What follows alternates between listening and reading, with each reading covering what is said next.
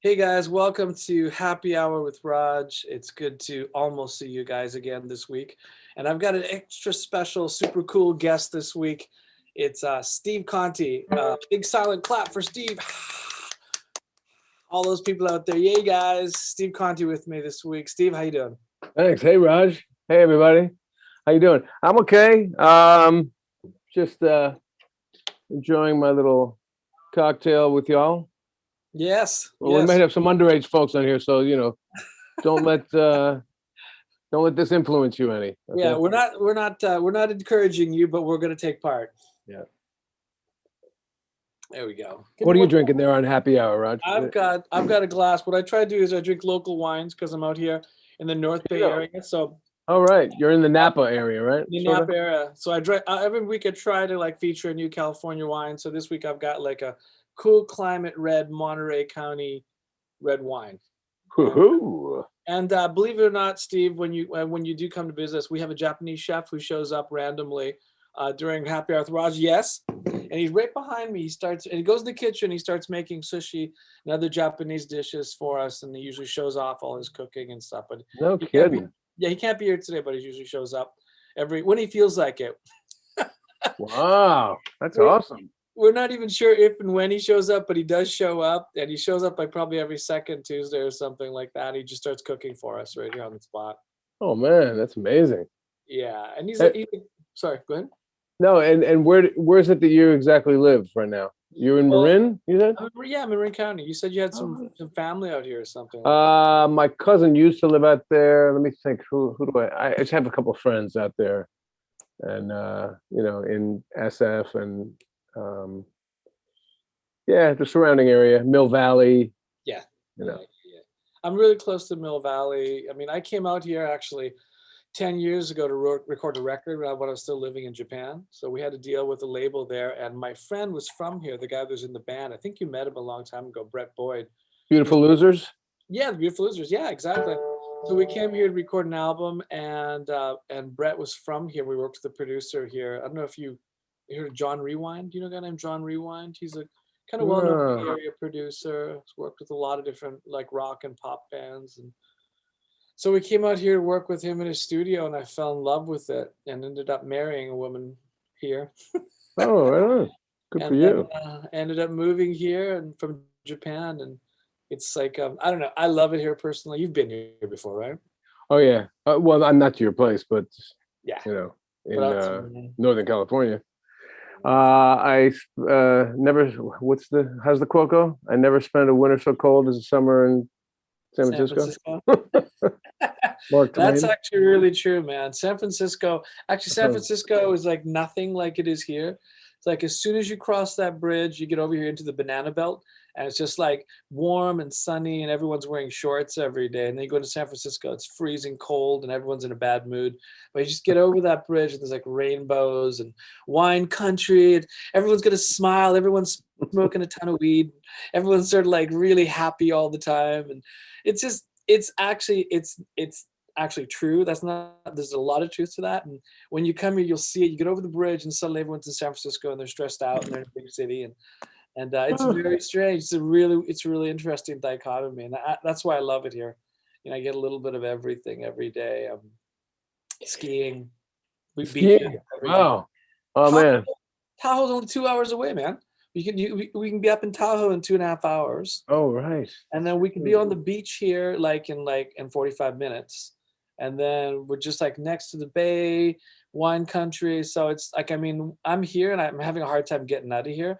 I don't want to go anywhere else, so I'm just sort of hanging out here, all enjoying myself, but hanging out here all the time. I don't travel like I used to and stuff. So Oh well, none of us do now. yeah, Not this year. It's yeah, been a crazy year, as we were saying before off camera. right. It's like you know, 1 year and 2 months of not making music with a well, it's not true. Actually, I jammed with a couple of guys from my neighborhood in a park across the street from me, just acoustically, Yeah, masked up, socially distanced, but right. Yeah, not making music the way I've been making it my whole life, right, right. over the past 12 months. I mean, I haven't done a single gig. I've like played solo online, Yeah. couple of events, contributing songs here and there, and Yeah.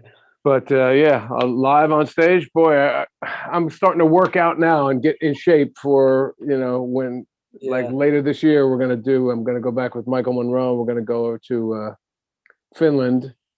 Wow. I always end up in Finland in November and December for some reason. Couldn't be Brazil or something. Yeah. But Yeah. I'm near the North Pole Yeah. that time of the year. But not being on stage for that long, I mean, I'm starting to like practice, like pick up my guitar again and like practice standing up because I've been like playing sitting down, Yeah. and it's all nice and comfortable. Then you go and you play on stage, and it's like, oh, I forgot. Yeah, my guitar hangs down on my knees. Right. And you're playing a Les Paul. I can see it in the background. That's heavy. You're Oh, playing. that's actually a Hagstrom Swede bass. Oh, That's a oh, bass. that's a bass. I can't see in the back. It looks like a guitar. Oh, it looks like a Les Paul. Oh, wow. Yeah, it's the Swede was like their Les Paul copy. And sorry about my messy room, folks. I have in the back there, you see, I have boxes of records. That's my new single. It just Nice. came. I just got the vinyl Oh the other man. day. Okay. So We got too many things to talk about. Can we talk about? we got a ton of shit to talk about. So Okay. All right. Let's talk about the music first, and then we'll get back to where you've been for the past few years because you've been out of the U.S. You're freshly back to your home country, and then things are different. But tell us about the music first. What's going on with the single? Because I'm getting people already. People are, hey, Steve. I'm just I don't waiting. see the. You just see the chat. I don't see the chat, right? Yeah, I'm just seeing the chat, and I'll be taking questions. Otherwise, it'll get Oh, okay. That's bonkers. fine. We'll be I don't mind not having to type for a change. It's fine. Oh wait, I find the most Beatles song from Steve is "Nowhere and Everywhere." Oh, well, that's not from me, but that's the first song I ever did with Yoko. Yeah. Oh, okay. These are like anime. That was for her solo album. That was before Cowboy Bebop or anything. Oh man. I think at that point she had only done Escaflowne, maybe, or whatever. Escaflowne, yeah. Escaflowne. But so it was like a year before Cowboy Bebop. So she was looking for somebody to do her to sing her the song on her solo record. Yeah. And she came to New York, and I guess she asked around a bunch of. Well, she had this. Well, Cherry, right? Yeah. Mm-hmm. So Cherry is her her sort of translator, I guess, fixer. She's a fixer, in America. So, yeah. So she asked Cherry, I need a male rock singer, and who can I call? And so Cherry called a bunch of people, and people gave her my name. So I sent a demo tape back then, a little cassette, Yeah. And she liked my voice, and she called me in the studio, and I sang that song, which is I don't know what key it's in, but let's see. I'm the feeling you feel. A small voice I feel.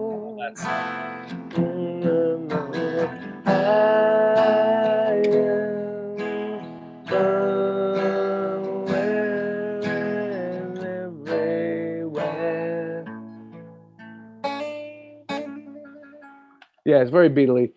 So yeah, and then after that, I guess she liked that and called me to do "Walk in the Rain," and then Call Me," and blah blah blah. Well, there's a lot of good tracks in there. So she met you in New York. Is that what happened? And then while she was in New York? Yeah, we recorded at the Power Station. Oh wow. Or maybe it was the Hit Factory. I can't remember. Yeah, that was in New York City. Actually, every recording I've done with her has been in New York City.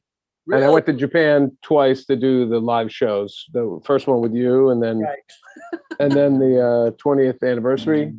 Right. Yeah. I don't know. Were you on that one? There, I just had a baby. Well, my wife had the baby, but I just had a baby at that time, and I couldn't do anything, so I came back here to Canada, or back to the US actually, right at that very time.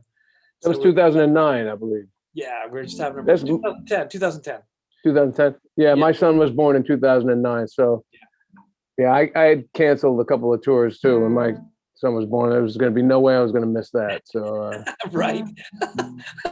It changes everything, right? For sure. yeah, but yeah, so every recording that I've done with Yoko has been in New York, either at the Power Station. Clinton was the one studio. Soundtracks we used. Yeah, these places are probably all gone now because everyone makes hit records in their own house with their laptop now in their own bedroom, like Billie Eilish, you know. So Yeah. Well, who needs studios anymore? well, I've got a studio, but my studio is almost like a living room. It feels like a whole living room, the whole studio. When you come here, you'll see it. It's like it's like a big, comfortable living room kind of vibe here. And we've got just the whole thing is like a chill living room vibe in wine country. And we just I think we still make great music here. It's more like for the vibe. We've got great equipment, but people come here for the vibe, to come and hang out and work with us on different projects. So we have people coming in from Japan, Korea, from LA, New York, different places. Like Right on. some of the other anime singers come here from Attack on Titan, and some other productions have come to do some tracks here. And so it's been fun, and we're kind of tucked away. We're not like in the mainstream of things. So we have kind of people who want to come up here and have a chill sort of week of recording and hanging out. And just Is it a residential studio? Like people can stay there? Yeah, people do stay here in the studio, but we're also surrounded by a lot of like, hotels, really nice hotels, and like, touristy kind of things around here too. So it's like they kind of stay here. They stay in the studio, yeah, for sure. And then some people want to get a hotel close by and go to the wineries and things like that. So it's definitely like a boutique resort kind of vibe up here at the studio. And I like it like that. It's great. After being in Tokyo for all those years, Tokyo is like, I mean, you've been to Tokyo. It's like, get in, get out. These literal red lights start flashing when your studio time's done, right? The first time I met you was in Tokyo, and that might be the one and only time we've ever like hung out in person. In person, it is. It is. We ended up in Roppongi, right? Yeah. I remember it was a pretty wild night. But I've been back so many times since then. Well, that one other time with Yoko, but then I played there. I did 2 or 3, maybe 4 tours with New York Dolls there. Right. And then I've been every year for the last 10 years with Michael Monroe. We've done Summer Sonic. Right. A bunch of times. We the V Festival, or I can't remember all the names of the festivals, but right. I just love it. I love Japan. It's my son is really into who's the what's the singer? I took him to see this singer. Wow, the name escapes me now. He's got the song Lost in Japan. What's that? He's got a song Lost in Japan. Is it a Japanese singer? No, it's an American guy. He's got a sort of a Spanish name. Hold on. How can I not think of it? Lost in Japan. Anybody know Lost in Japan, the song? Yeah, it's not Nick Jonas. It's like it's a young, good-looking dude. He's like 20-something. Charlie Puth? Lost in Japan. No, he really likes Charlie Puth too, or whatever his name is. Charlie Pug. Hold on. What is this guy's name? It's driving me crazy. We got some questions for you too. The chat's blowing up now. So, all right, I can't think of his name. Anyway, okay. He was showing me the video. If you Japan tonight, I'm lost in your hotel tonight. Oh wait, I know that name. I took him to see the show. I love the guy. He's really talented kid. A really young dude, right? Yeah, he's like he had like 3 #1 albums before he was 21. Not Shawn Mendes, is it? Yes, Shawn Mendes. Yeah, Shawn Mendes. So we were watching his video for Lost in Japan, and they show, he comes into the hotel and everyone's there waiting with gifts, and I told my son, I said, that's really what it's like, because it's amazing. You wake up, you come down for breakfast, and the people are already there. Yeah, they're already there for like the second day, the third day, and they have like new gifts. Yeah. And if you played a show the night before, they already have the pictures developed. Yep. From the night before, and they want you to sign the photo that they took of you last night. It's insane. Yeah, it's such great audiences. I mean, fantastic audiences. Yeah, I know. It's such a contrast. I mean, the first time we played together was the Cowboy Bebop the movie show. Yes. 2001. Shibuya Acts. 2001. Yeah. Just before the world changed. Yeah. Yeah.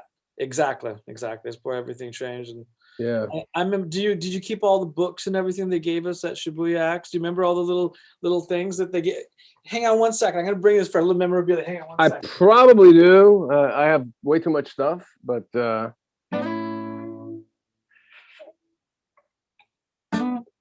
anyway, now that Raj is gone, let's talk about him. Cowboy How you Bebop. doing, everybody? Oh, Fans will freak he's out. back. Oh, sorry. Cowboy Bebop fans will freak out when they see these things because nobody has got them except if you went to the concert. And it's like they gave us What? this cooking book, and then inside the cooking book, there's all these pictures about the concerts and about the movie and about and I don't know if anybody else has got these who's held on to them, but for some reason they were in I'm an old suitcase I found. I'm sure I have it somewhere Yeah. because I save everything like a fool, which You're is really smart. bad if you live in a New York City apartment. But I'm Pictures. sure, you know what, when we moved from Manhattan to the Bronx, where I live now, Uh-huh. 5 years ago, Hmm. we packed everything up from my apartment in Manhattan and put it on boxes. And some of the boxes have been sitting in the closet for 5 years. I haven't even unpacked them. So Oh, they probably are sitting in a box and I have them, but I just haven't like opened the box yet. So well, see if you can find this one because I haven't found anybody else who's got a copy of this. It's from the actual show. They gave these out to us at the show as well, and I haven't seen anybody else who's got these little books. And there's pictures of you in here too. There's pictures of you. what? There's pictures of you. There's pictures of me. There's pictures of us on stage, and there's little clips from the movies in here. So it's really really insanely cool.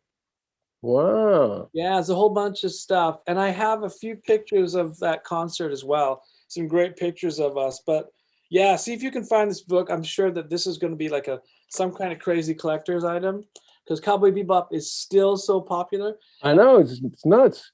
I look We just had a birthday party for my son who's 12, right. and we had an anime artist that actually Josh recommended. Yeah, oh yeah, cool. KD Fox. You know Okay. who she is? No, I don't. She draws some stuff for Ladybug, the mysterious lady, miraculous Ladybug Mhm. anime. Okay. Anyway, you know, she was really surprised that all these 12-year-old kids, they know Cowboy Bebop. Right. You know, it's like my son. It's like I have to tell him, dude, I sang that thing 20, how many years ago? 20 years 1998. ago. 1998. Right. Yeah.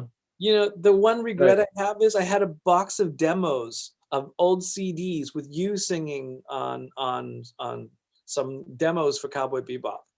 You singing, me singing. I get all these demos from the studio. They're a box of CDs of just people doing like different versions of songs, different takes of Oh, I songs. think I sang Ask DNA. Right, once. right. And then I sang Dig. I sang a Oh, version of Dig, a digging. demo of Dig as well. And I wish I'd kept. Do you have those? Do you have those old demos? I don't know if I have a demo of me singing Ask DNA.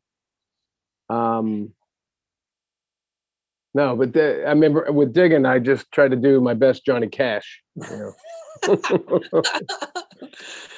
Oh man, I mean those demos now, I think people would really probably really want to hear them, and because it's just turned into this whole cult classic with Cowboy Bebop, right?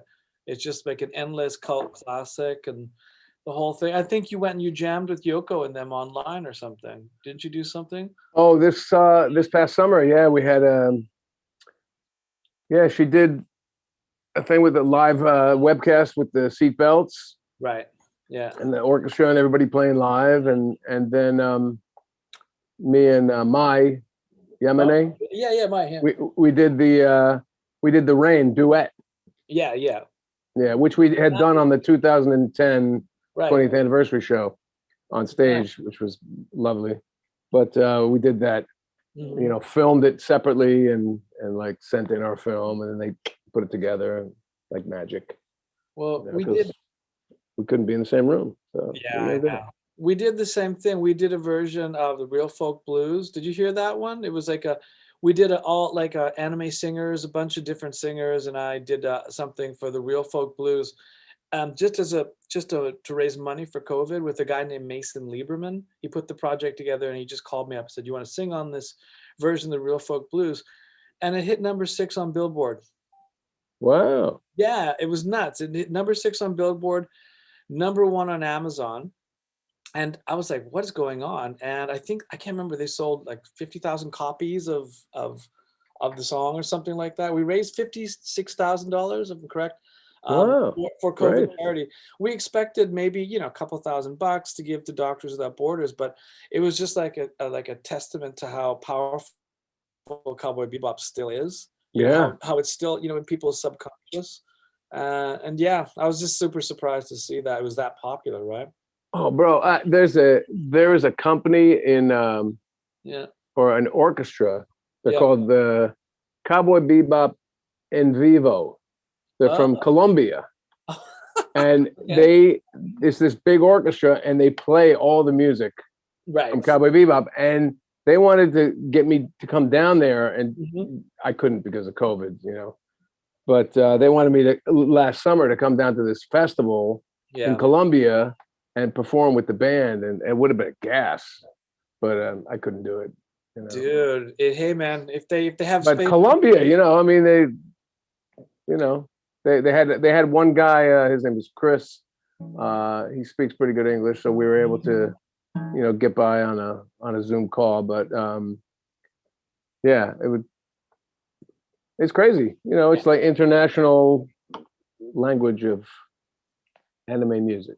Well, anime is super popular in Latin America. It's surprisingly popular. I'm always shocked because we did lots of shows in Mexico. We were down there quite often, down in Mexico and a few other Latin American, down in Argentina as well. And it's huge. People are really into a lot of anime, into a lot of Japanese games. And actually Japanese culture is we're not Japanese obviously, but Japanese culture around anime and games is super popular in Latin America. Just as popular as it is here in America. And I think it's just growing. I mean, anime is just growing by leaps and bounds, but it's kind of funny because people always tell me Cowboy Bebop is their gateway anime.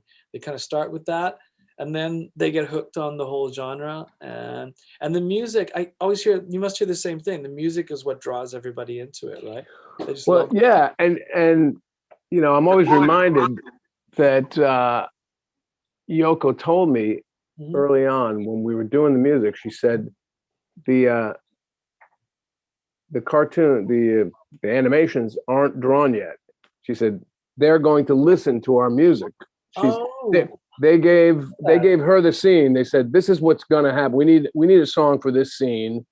And in this scene, whatever, Spike is gonna do this or that. Wow. And so it wasn't even drawn yet. So we did the music, and then she finished the song, did the mix and everything, and then gave the artists our finished music. Yeah. And they were inspired by the music to draw the animes. It's crazy. It's like ass backwards, Yeah. Usually you have the anime finished and then you give it to and there's some temp music in there, and then they say, yeah, just make some music that sounds like this. But they actually drew to my voice and Yoko's compositions and the seatbelts playing, and it's pretty. I don't know that there's another anime that has done that, and that's probably why the music is so important, because it was integral to the making of the art, of the drawing, the cartoon itself. So. Wow, that's an amazing story. I've never heard that one before. I've heard pretty interesting things about it. Have you? I mean, like you've done several projects with Yoko. I mean, I met Yoko at a lot doing commercial jingles, in Tokyo as some tiny little basement studio, and then reconnected with her later on after I've been singing for some other people, and it was that same kind of story where she was looking for a pop, like this kind of singer, and then someone she remembered me and someone recommended me, and the same thing happened and ended up coming back for a few projects. And then we have another thing in common because we're both on Wolf's Rain as well, right? Oh yeah, okay. Which songs are you on that? Because I'm on Strangers, and someone here is just talking about that too, both because they kind of study, I think, both of us, and they're talking about the songs we're both on. And Strangers from Wolf's Rain, and you're on Stray, right? On Wolf's Rain. I'm on Stray and Heaven's Not Enough, or that might be Ghost in the Shell. I'm not sure. That's true. Stray, and uh, either Heaven's Not Enough or um,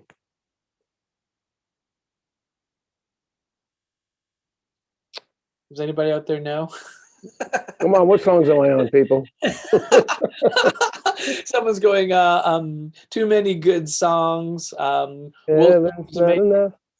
That might be Ghost in the Shell. Heaven's Not Enough and Ghost in the Shell, right? Right? Heaven's Not Enough is a song from either Ghost in the Shell or Wolf's Rain. I know it was at least two on Wolf's Rain, Right. and at least two on Ghost in the Shell, but Cowboy Bebop was the most. And I did one for Brain Powered too. Right. You know that one? No, I don't know. It's a really weird one. It's called True Love. It's really, really electronic. Okay. Like the most electronic thing I've ever done in my life. And then someone's asking, living inside the shell was you on Living Inside the Shell. right? That's Ghost in the Shell for sure. Yeah. That's Ghost in the Shell for sure. Yeah. Beauty is within us. What does that mean? What's that? That's not one that I did. Could you bite the hand? Is that you? Oh, yes, that's Wolf's Rain. Yes. Yeah. Because I'm getting lots of comments popping up here about everything. So, yeah, I mean, there's just lots and lots of great songs, and the cool thing is about they're all classics. They just live on forever. It's just amazing, right? It's just that you got all these great classic anime songs behind you. It's fantastic, and I think, like I said, these songs just never die. I mean, there's like kids 20 years old. Some kids writing here, I was 13 years old when this came out. Right? I mean, some kids weren't even born when it came Oh, of course. out. But I hear all these great comments from them like, oh my God, I love these songs. And yeah, it's just amazing. Yeah, it's like a whole it's a whole career that I didn't really plan on. It just sort of happened accidentally.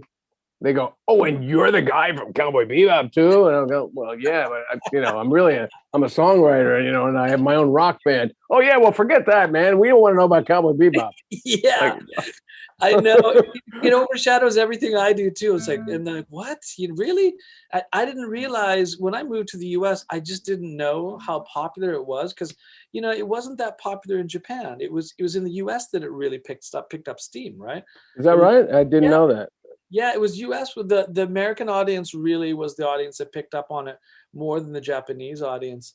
Hey, I have some comments here. Steve, your performance of Could You Bite the Hand at Tanasonic was absolutely amazing. Things that we couldn't say touched me in a way that very few songs have ever reached. Oh, Words We Couldn't Say. Oh, that was from Cowboy Bebop Blue. Okay, all right, great. That and Call Me were on Blue. Okay. Yeah, now some great comments. Hey guys, any questions for Steve? Well, I think we got a minute here to take some questions. So if you have any questions, go ahead and fire away right now as we're going through things. But I wanna get to what you've been, where you've been recently. You've been outside of the US. Could you talk a little bit about that? You're in Europe for quite a while, correct? I was living in the Netherlands for 3 years that was 2010 till 13 or 14.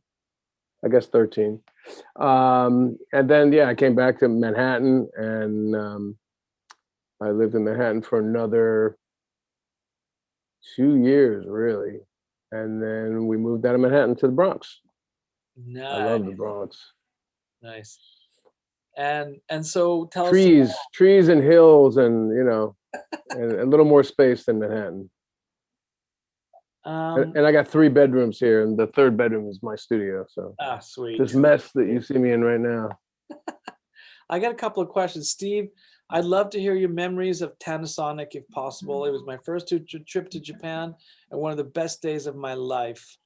What Sonic? Tanasonic? Is it or Summer Sonic? Summer Sonic? Summer Sonic? I think Summer Sonic. Or was there another one called Tanasonic? Not that I know of. I have a Panasonic cassette player. Is that what you mean?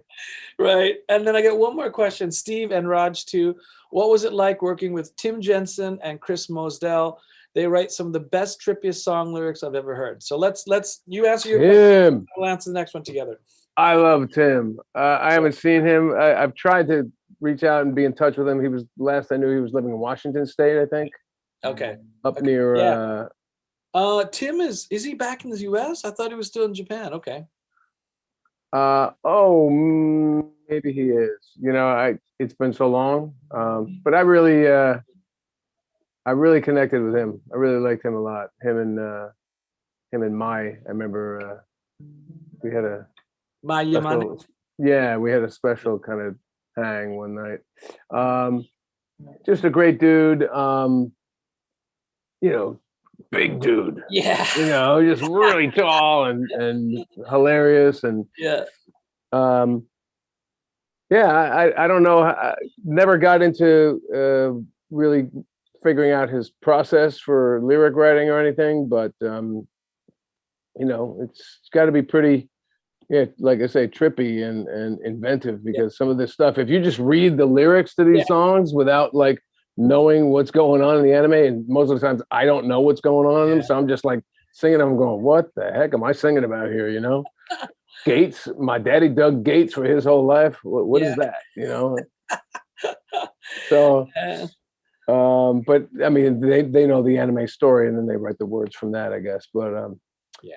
but yeah, he's Tim's a great guy and real talented. And I don't know the other guy, so I'll let you take that one. Well, Chris, I still keep in touch Chris. with Chris Mosdell. He's writing lyrics for a lot of Yoko Kanno songs, actually. I never sang any of his. I think I've sung a couple of his songs. I just can't remember offhand which ones they are. But yeah, he's a great lyricist.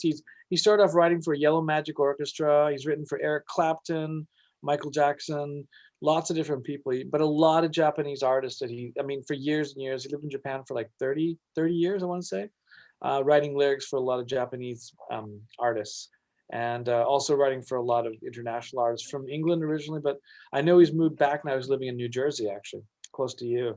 So I keep in touch with them. We're hoping to have him on the show sometime soon. And here comes the question. Yoko Kanno's big concert in 2009. That's the reunion concert, the one I wasn't at. That's what people are asking about. What's your memories of that? Tell us about that concert. Memories. Well, let's see. My best memory was the stage was crazy. At one point, I was doing The Garden of Everything, the song that I sang with Maya Sakamoto. Mm-hmm. Yeah. And she and I were at opposite ends of this big long stage with a ramp that kind of went down like this, and so we were singing the song to each other. Both of us had like wireless mics, and you know, here you are, daylight star, na miracles, and then she's singing her part, and we're walking towards each other, and when we get into the middle.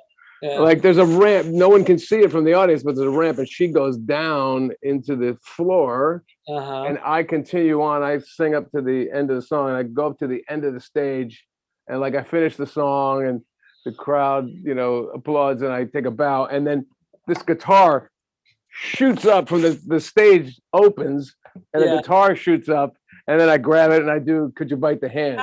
No, and really? It was such a cool production moment, you know.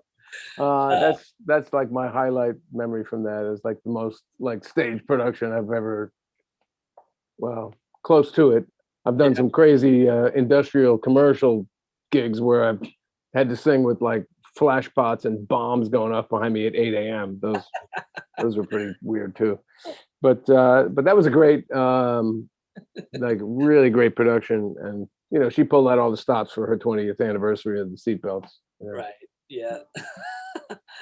Okay, so tell us now about well, let's see, any other questions, guys, before we move on to something else? Any more questions? Any more questions about Yoko? I know that a lot of people are always interested about Yoko Kanno and everyone's connection to Yoko Kanno. Any more questions? She's very private. She's a very private person. You know, she doesn't really like to be talked about that much. But so I'm always very respectful when I speak about her. I'm not going to tell any, you know, tales out of school, as they say. But I mean, she's a hardworking woman. I mean, yeah, she is very talented. Very, you know, I mean, she got every genre of music covered. You know, jazz, classical, you know, rock.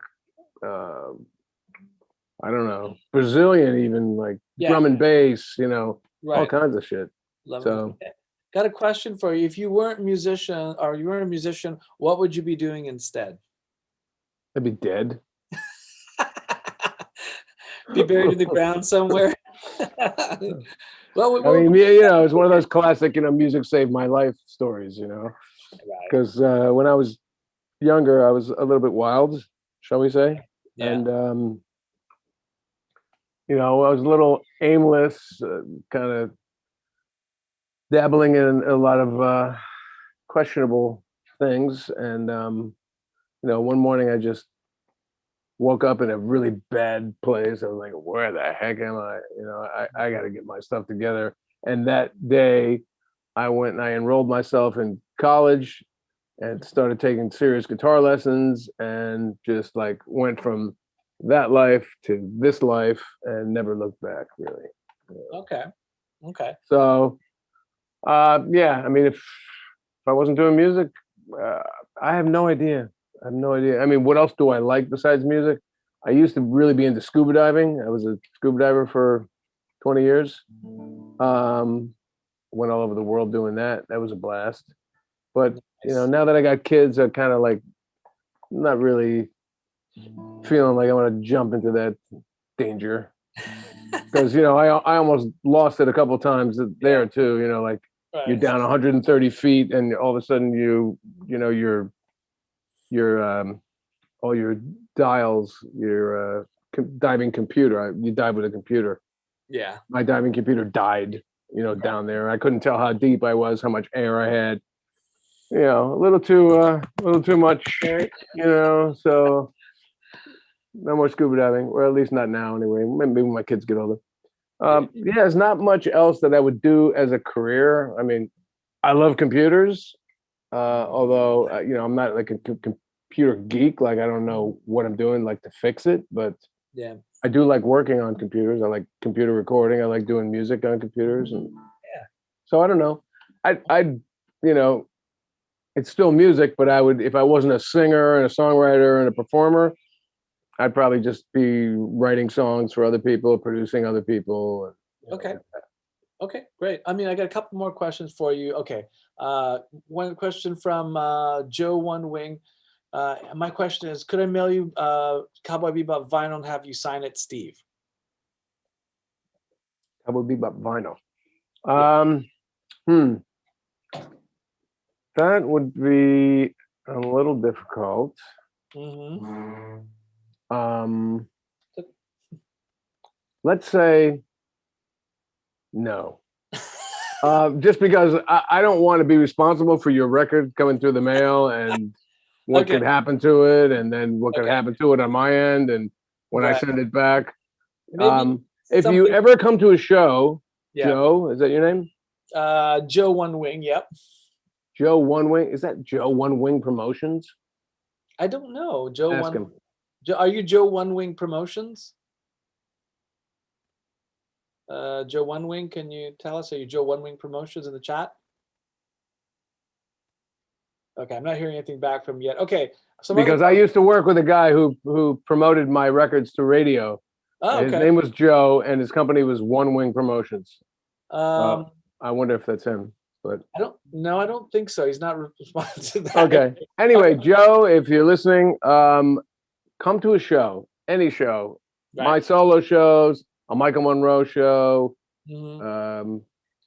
a Raj show if I'm there, Yeah. a Yoko show, anything, and bring the album. Let me know Yeah. you're coming. I'll find you and I'll sign it. Awesome. That is awesome. Okay. Some more questions. What's your favorite food?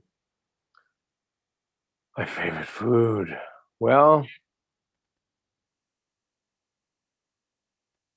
the proper answer for this moment would be sushi, right? Yeah. There you go. But I'm Italian, so I have to say Italian first. Okay. Um, I'd say I love Japanese food. I love Yeah. Italian food. Um, Probably my two favorites. Yeah. Uh, French food is a little too rich for me. Okay.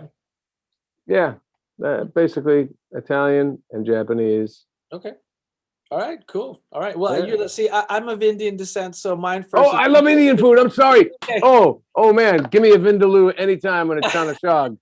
You know. There you go. So I was going to do this. I was going to go Indian food because I got Indian roots, and then Japanese food and Italian food. So that's perfect. We got the same favorites in different orders. Yes. The same Oh, favorite. you know what? And hold on. And I love tapas. I Yeah, love yeah, that, Spanish food, and this is yeah, a Spanish brandy that I'm drinking, actually from right. Andalusia.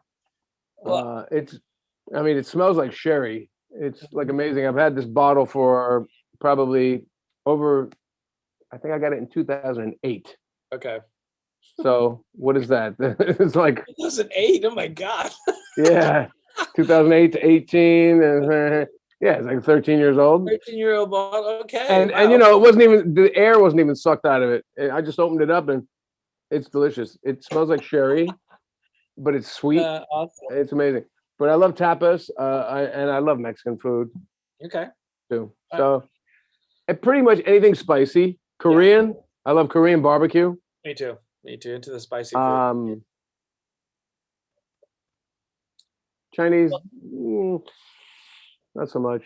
Although in China, Mhm. because I played in Beijing, Yeah. and the Chinese food you get in China is, I mean, that's the real Chinese food, obviously.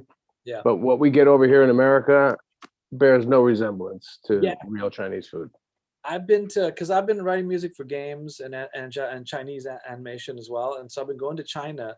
And you're right, the food is it's not even the same. It's completely different, right? It's like a completely different experience, and it's like the flavors and the presentation. I'm like, this is like nothing like what we get in the U.S. It's just a different flavor profile completely, right?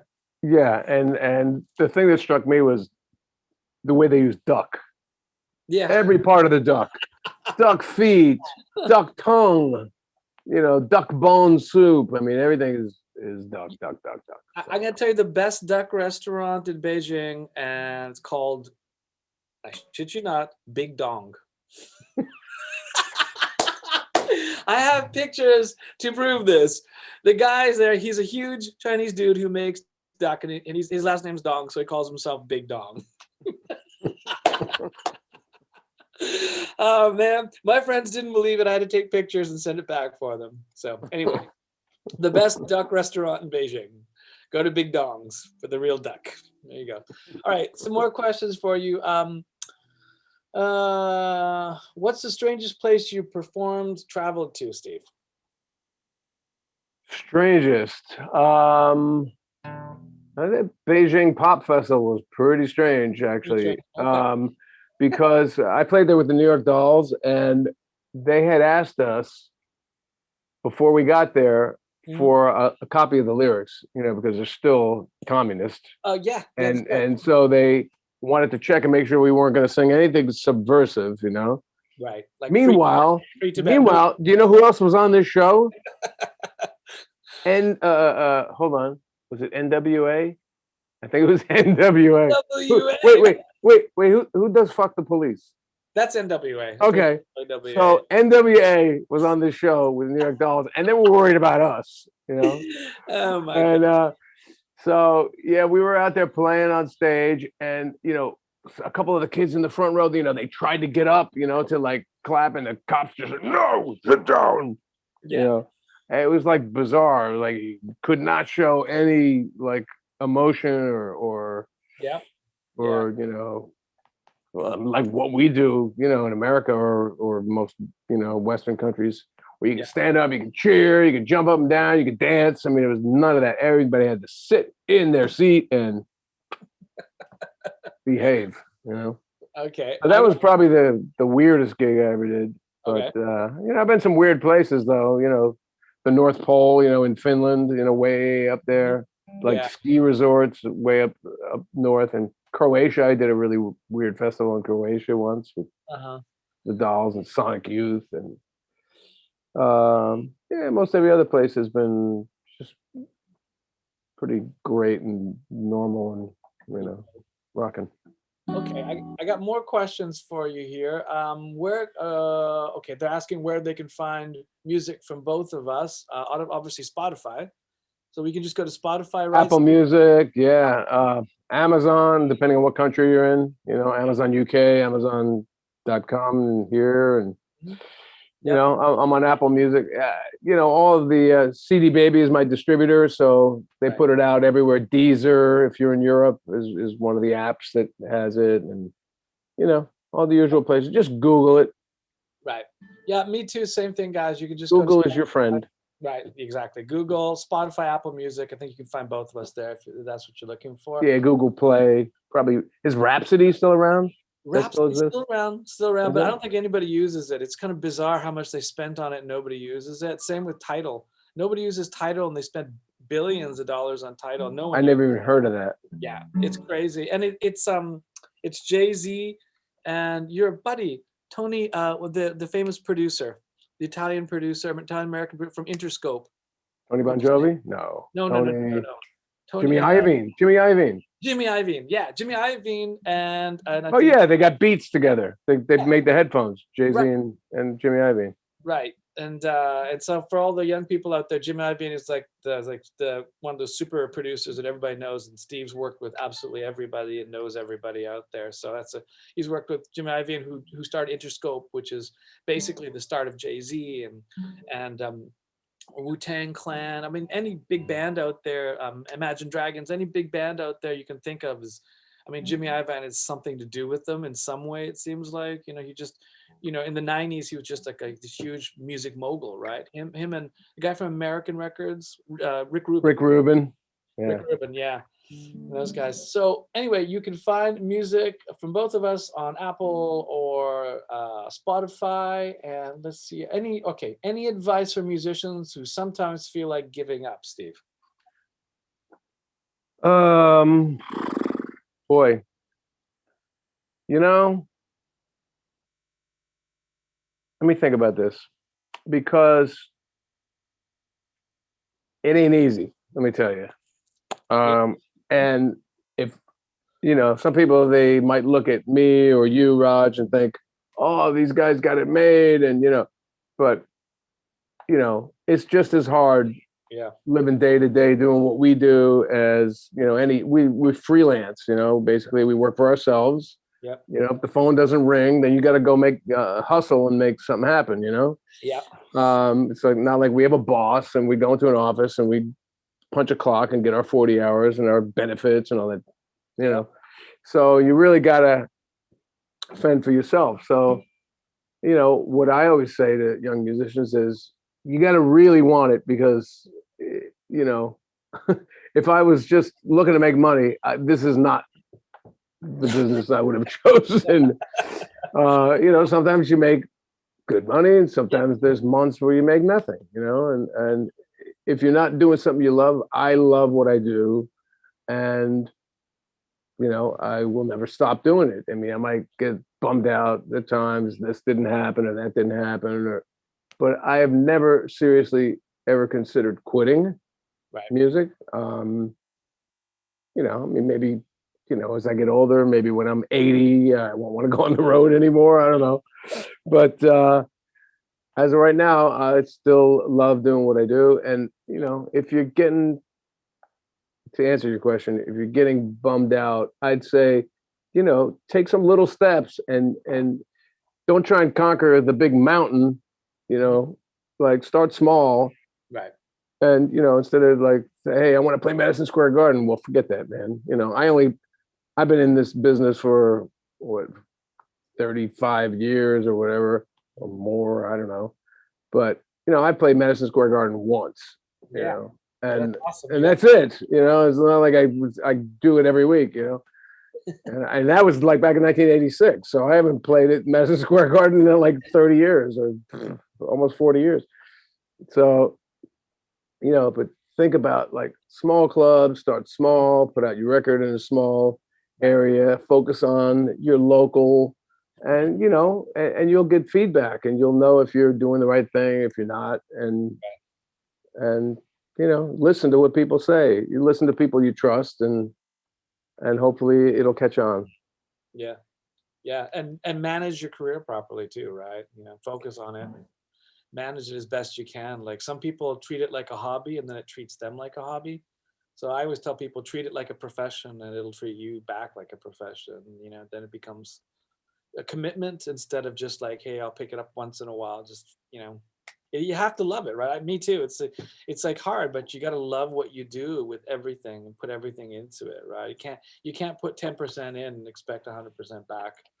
I don't think it's ever going to work like that. So I mean, these days, honestly, I do more on this freaking, I don't know if you can see it, computer.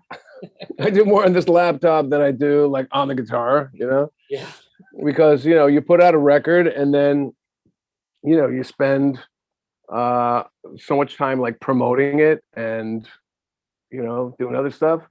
And especially this year in COVID, I haven't played except, a couple of little online things. right. So I've been spending all my time, you know, promoting stuff that's already out there and but I've been writing and demoing and doing a lot of stuff also musically. But Okay. yeah, it's you can't let your spirit get down. You got to remember why you're doing it, and hopefully you still love it and you keep going. So that brings us to, what are you doing now? Tell us about what's What am I happening doing for now? you right Okay, well, I have I can't really mention the particulars of this, but I do have a new record coming out. now. Okay. Yay. All right. It's coming out on a label that shall be named later. Okay. They haven't made the announcement yet. Okay. New single is coming out end of this month, Good. and album coming out. A couple more singles during the summer, and then full album in the fall. Great. Great. Okay. And it was produced by me and my friend Andy Hollander, who's a great keyboard player, really talented musician. We have Charlie Drayton on drums from the Divinyls, B-52s, and Keith Richards, Expensive Winos. Keith Rich. Oh, yeah, he played with Keith Richards. Yeah, he played with Keith. He was in Keith's band. Okay. Take it so hard. You Yeah. can't take it so hard, girl. Wow. That's Charlie on drums. And he also played on, I Touch Myself, the Divinyls. Oh, nice. Okay. Love Shack by the B-52s. He's just an amazing, like, groove drummer. Yeah.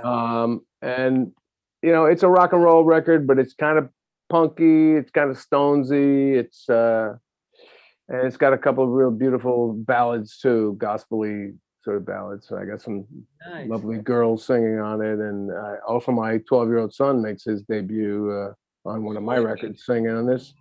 I'm working on some videos for it now. So yeah, that's coming out this year. And what else can I tell you about it? Yeah, I got some nice guests. I don't know if any of the audience out there would know who Chris Spedding is, but he's one of my favorite guitar players in the world. He played with Paul McCartney and Elton John and Jack Bruce, Robert Gordon. He's the guy who discovered the Sex Pistols and recorded their first demos. Wow. He's an English guy.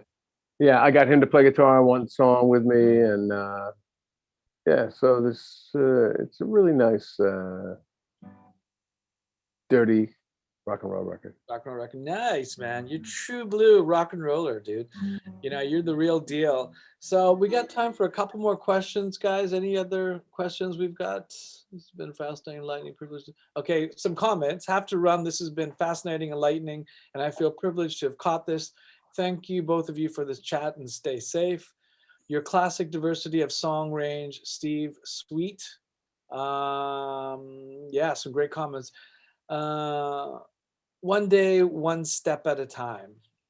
Okay, some great comments here, guys. Any other questions for Steve?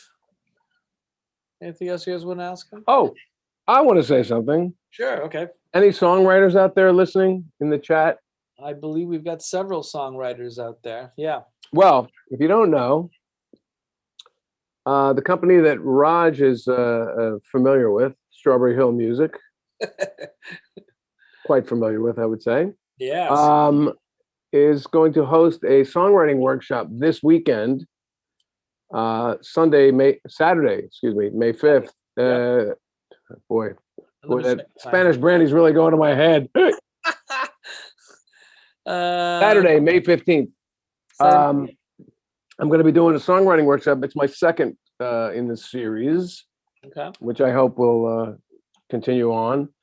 Last time, what we do is people come, log into Zoom. It's all on Zoom. It's online, and we introduce ourselves. We talk about what we're doing. If we put records out, if we're just beginning, all levels are welcome. And then I kind of share my process and some secrets and tips. You know, if you're stuck, if you want to write but you haven't been able to, you can try this and that. And by the end of the session, we actually write a song together, the whole group. And then after we end the session, I go and I properly record it, and then I send it to everyone, which I did last time. It worked out really great. And I take lines from everyone. I say, you know, everyone put a line, you know, a sentence in the chat, and I use everyone's suggestions, and it comes out really good. But it's also a Q&A. So if anyone wants to ask me anything about something that wasn't covered here, about, you know, any of the other people I play with, you know, Paul Simon or Willie DeVille or Peter Wolf or Billy Squier, or can ask me about that, or what it's like to be in a band, what it's like to be on tour, what it's like to be a studio musician, record an album, to be on the road. So all questions are welcome, and it's going to be a blast. So Okay. I hope some of you will make it. You can go to strawberryhillmusic.com or StrawberryHillStudio.online. StrawberryHillStudio.online. You can find it. Either way is fine. You'll find it both places, but StrawberryHillStudio.online. I think Austin will put it in the chat box for you guys too. Okay. I'm trying to get it in here right now, but if you probably put, you know, Google Steve Conte songwriting workshop Strawberry Hill, you'll probably find it. Okay, cool. And all right, so that's happening like this Saturday, May 10th from 12 p.m. So we've got a few seats left, guys. May 15th. May 15th, right? Oh, so May 15th. Come join us if you can. It's going to be awesome. And Steve, tell us some of the cool people you've worked with in the past, other than what we've talked about right now. Paul Simon is one that I can't believe. So Paul Simon you've worked with, and there's just like a huge list. I was going through your Wikipedia going like, I can't believe all the people that you've worked with. So all these Paul was pretty weird because I'll move on shortly, but you'll enjoy this. My gig with Paul was I was Paul's stunt singer.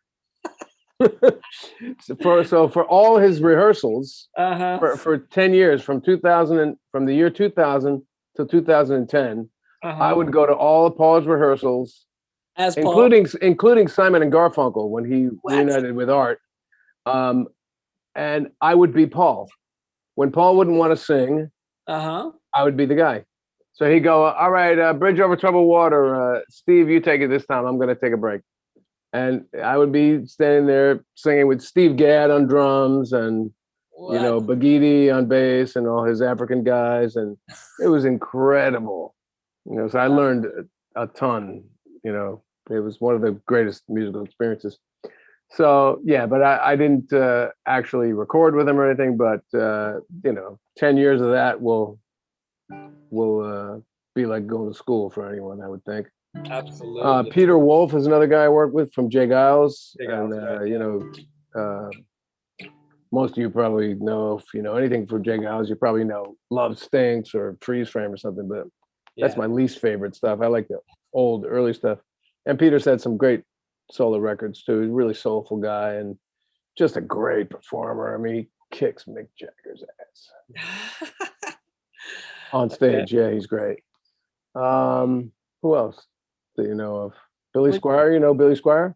Billy Squier, yeah, and Billy Squier, of course. And then you worked with the Prince and the Revolution, people from Prince and the Revolution. Oh, I was the musical director and guitarist for Jill Jones, who was she was the girl who sang "I was dreaming when I wrote this book, hit me if it goes astray," and she was the waitress in Purple Rain.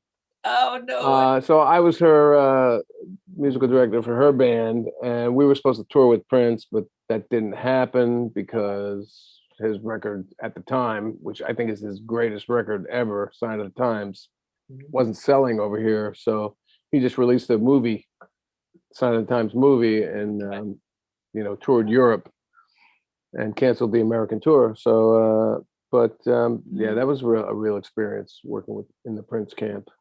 Wow. That was one of my first gigs in New York, actually, That- 1987. That's amazing. I got a couple more questions for you if you're okay with this. Do you consider lyric writing and poetry related skill sets? Oh, hell yeah. Okay. Absolutely. I would, some of my favorite songs that I've written have come out of a poem. I would just do this thing I call automatic writing, which is one of the things I'll talk about in my workshop this week. Okay. Where you just take a pencil and you put it to the paper and you just start writing. You don't edit yourself. You don't stop. You don't judge. Just let it come out. Even if you're just writing, I don't know what to write. Oh, my back hurts, but whatever. Yeah. And you just write, and eventually Mm-hmm. something real, comes in, and before you know it, then you're expounding on that, and then you're thinking deep thoughts, and you're pouring your heart out on the page, and then you can go back in there and take those 3 pages of crap, and you can find that one little nugget inside there, and there's your song. Right. Right. So maybe it's not really poetry yet, but that's just oiling the gears, and but I've also just written prose and poetry, not like rhymey, like not that kind of poetry, but just like who I really like these days, 21 Pilots. Are you into those guys? Yeah, I like 21 Pilots. Yeah. So I've really been digging that Taylor's lyrics, man. The dude is deep, and it sounds like he's like a poetry slam kind of guy. Yeah. Who needed, and obviously a very talented musician, because he writes all that music too. Yeah. And so I think the reason why he sort of raps. Mm-hmm. I mean, he more than sort of raps, but he doesn't consider himself a rapper. But he says, that he does that because, he writes a lot of poetry and he can't figure out how to fit that into melodies, because it is hard to fit poetry into melodies. Sometimes it's too dense, you know what I mean? Yeah. And if you got words that are too big and flowery and you're trying to sing a simple melody, it comes off a little weird. So, you gotta know, you got an internal thing that tells you, yeah, this is right, that's not right. Maybe I should talk this part. Maybe this should be one note here instead of a melody, Right. It's an individual thing though. What they call it, like when you're writing like that, if there's another word for it too. It's like, you don't think about it, but it's what's some kind of flow or something like that. Automatic writing, or well, that's what I call it. But flow, yeah. Something automatic writing, yeah. But it's a great idea. I think you're right. Without over editing, you mean, right? Just sort of letting things rip, and then later on coming back and taking a look. Yeah, that's the only way. I've gotten into the trap of sitting there, you get to the end of the line, you cross the word out, and you're trying to think of the word that it should be. And the next thing you know, it's like half an hour later, and you're still trying to think of that perfect word. That's gonna kill you. Just keep going and come back the next day, look at it, or a week later, or a month, or sometimes I've gone 10 years and come back and think, I thought something wrong with the song. I don't know what it is about the song, but I'm not gonna do anything with it. Then I'll come back 10 years later and I'll look at the lyric and go, what is wrong with this song? Nothing. Nothing, yeah. And that's why then I recorded it for an album finally, 10 years after I wrote it. Yeah. Are you always on your voice memo on your phone, humming melodies? Oh, hell yeah, dude. Yeah. Look at this. Me too. I've just got like thousands. It must be yeah, me too. Same thing, right? It's just little bits and pieces of stuff that I'm singing to my voice memo. But the funny thing is what you have to call them so you remember what they are. Nice moody melody and chords.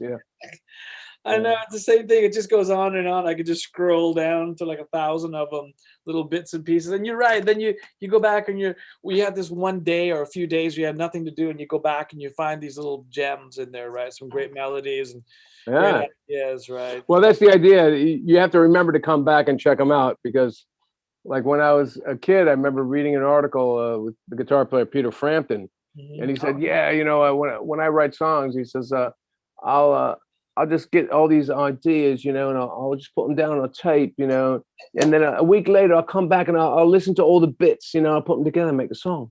Yeah. I was like, "Oh, that's what I'll do." So I just started recording a lot of bits, and you know, 30 years later, I have a cassette piled up to the ceiling of bits that I never went back and listened to, or you know, or I never finished. You know, I put out albums and finished plenty of songs since then, but I know there's some treasures in those tapes there that I haven't listened to in years. You know. Well, you know, you sounded more like Nigel from Spinal Tap there. Yeah, I know. You're channeling my. I used to have an English friend who would tell me, "Oh, stop! Oh, it's painful. You sound like Dick Van Dyke in Mary Poppins." Oh man, that just insulted everybody in the UK for sure. Right? So, yeah, it's hilarious. So, what's people are asking about shows? Have you got anything? What's coming up for shows? I've got people asking, when are you going to start doing some shows again? Do you have any? You've got, I know you have a few already lined up, right? Well, for me solo, I don't have anything lined up, and I think I probably won't until my album comes out. Okay. It's not safe yet to play, really. Yeah. I mean, I would play an outdoor show, but you know, at this point, everything is not totally open yet, and I'm sure venues are booking months and months ahead of time. Yeah. And I'm leaving for the summer. Every summer I go over to Europe and spend time with my family over there. And I'm probably going to record a new Michael Monroe record in August. So I probably won't be back till September. So I'm thinking I'm probably going to book something for September in New York, or October probably, because that's when my record comes out, when the vinyl comes out. And so I'd say this fall, people come to New York. Okay. I don't know where else I'll be playing like solo, but for sure I'll do a record release party in New York.